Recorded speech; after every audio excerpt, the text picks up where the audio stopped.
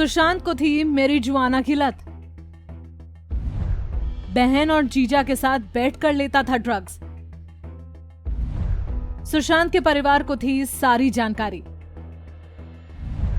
रिया ने एनसीबी को दिए बयान में किए खुलासे। सुशांत सिंह राजपूत की पहली पुण्यतिथि करीब आ रही है।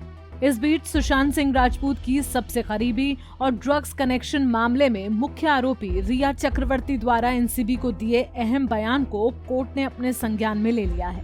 रिया के खुद के हाथों से लिखे हुए इस इकबालिया बयान में कई सनसनीखेज खुलासे हैं।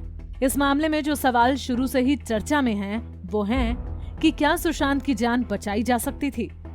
क्या सुशांत के परिवार ने जानबूझकर सुशांत का मर्ज अनदेखा किया? क्या सुशांत को ड्रग्स की लत से बाहर निकाला जा सकता था? क्या सुशांत का परिवार भी सुशांत की ड्रग्स की लत के लिए जिम्मेदार था? इन तमाम सवालों पर रिया चक्रवर्ती का टेक। मैं ये बताना चाहती हूँ कि जिन चीजों का ऊपर जिक्र है वो डॉक्टर निकिता का प्रिस्क्रिप्शन है। ऐसा दिख रहा है कि शोविक और मैं गूगल के जरिए क्लोमनिज़ेपम के साइड इफेक्ट्स के बारे में बात कर रहे हैं।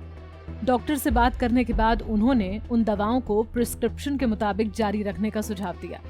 रिया अपने बयान में लिखती हैं, सुशांत अच्छा नहीं कर रहा था और उसकी हालत खराब होती जा रही थी, इसलिए शोविक चिंतित था।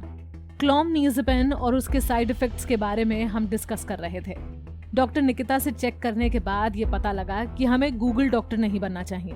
मैं ये भी जोड़ना चाहती हूँ कि 8 जून 2020 को सुशांत सिंह राजपूत ने एक व्हाट्सएप मैसेज अपनी बहन प्रियंका से रिसीव किया।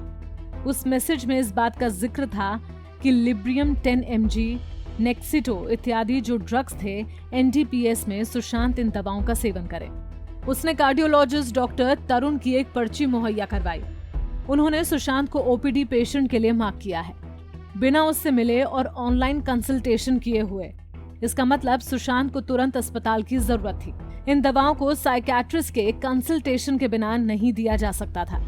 रिया अपने बयान में लिखती हैं कि मैं ये विनती करती हूँ कि इस बात को नोट किया जाए कि इन ड्रग्स से उसकी यानी उस समय मौत भी हो सकती थी, क्योंकि उसकी बहन नीतू उसके साथ 8 से 12 जून के दौरान रह रही थी। मैंने मुंबई पुलिस को ये भी सूचना दी है और उन्होंने इस बात का संज्ञान भी लिया है। मैं ये जोड़ना चाहती हूँ कि सुशांत 18 साल की उम्र से ऊपर का था। वे मैरिजुआना का सेवन करता था बिना मेरी सहमति के। वे इसका सेवन मुझसे मिलने से पहले से भी कर रहा था।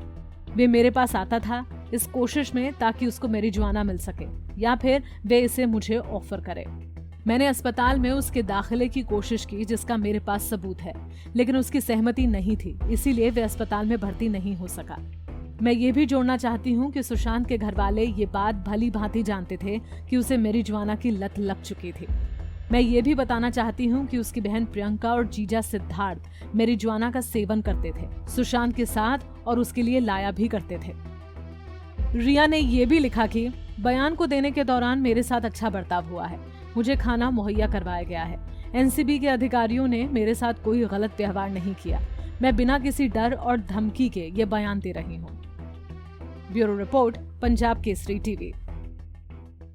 हमसे जुड़े रहने के लिए हमारे YouTube चैनल को सब्सक्राइब करें और नई वीडियो की नोटिफिकेशन के लिए बेल आइकॉन को दबाएं। अगर आप ये वीडियो Facebook पर देख रहे हैं तो लाइक जरूर करें और ज्यादा से ज्यादा शेयर करें। धन्यवाद।